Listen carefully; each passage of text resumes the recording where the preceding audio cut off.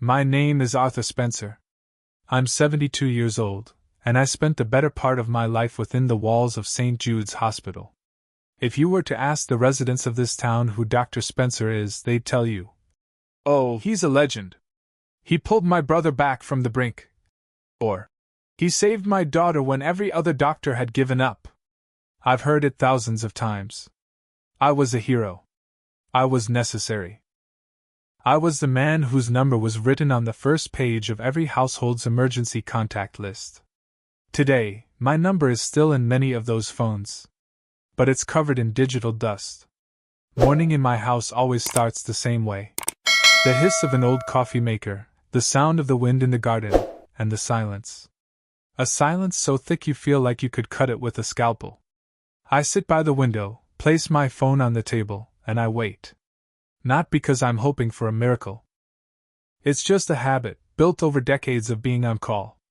Back then, that sound, the vibration of the phone, meant I was needed.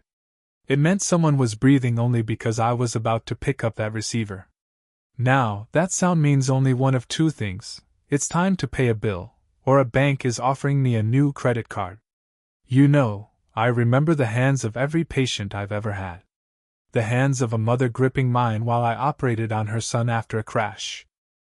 The hands of an old carpenter, trembling as he thanked me for saving his wife. I remember their eyes, filled with tears of gratitude. Back then, I believed that every life saved was like a brick in the wall of my own future.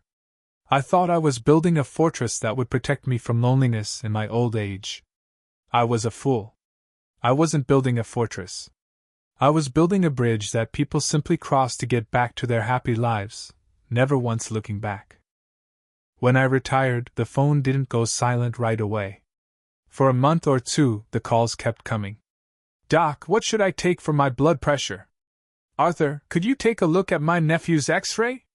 I helped. I drove across town, I consulted for free, I gave away my last bits of energy because it made me feel alive. But as soon as they got what they needed, I became invisible again. I became like an old medical encyclopedia in the basement, useful to know it's there for an emergency, but nobody wants to dust it off every day. The most painful part isn't the patients. I have no grudge against them. They have their own lives. The most painful part is my own blood. I have a son, Brandon. He's a successful lawyer in Chicago. When he was little, I missed his birthdays, his football games, his graduation, because I was saving someone else's sons. I thought he would understand. I thought he would be proud of his hero father. I paid for his Ivy League education, I bought him his first car, I helped with the down payment on his house. Now Brandon calls me once a month. And every time, I feel my heart leap with hope when I see his name on the screen. "Hey, Dad," he says. "How are you?"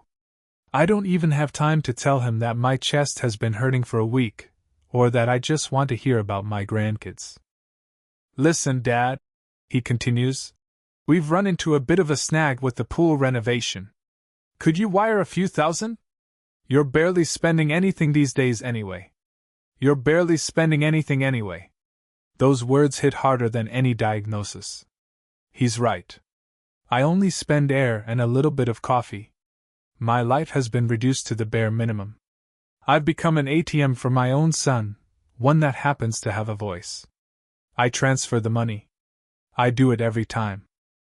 Not because I'm rich, but because that money is my only way to keep him on the line for just 2 more minutes. I'm buying his voice. I'm buying the illusion that I still have a family. Recently, I went to the park. A man was sitting on a bench, a man I operated on 10 years ago. It was a complex heart surgery. We literally pulled him back from the other side. He was with his grandkids, laughing, playing ball. He looked right at me. I smiled, I wanted to say hello. But he looked right through me. He didn't recognize me. To him, I was just a passerby, an old man in a frayed coat getting in his way. And in that moment, I realized, I saved his heart so he could love his family, but in that heart, there wasn't a single drop of memory for the man who made it possible. I went home, sat in my chair, and looked at my hands. Surgeon's hands. Once, they were the most important tools in this town. Now, they just shake when I try to open a pill bottle. I often wonder, was it worth it? All those sleepless nights, the stress, the blood, the pain of others that I took upon myself. I gave my life to others, hoping the world would give me back a little warmth at the end. But the world doesn't work that way.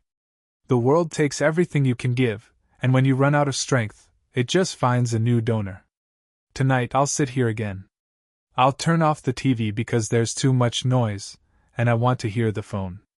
Maybe tonight someone will dial the wrong number.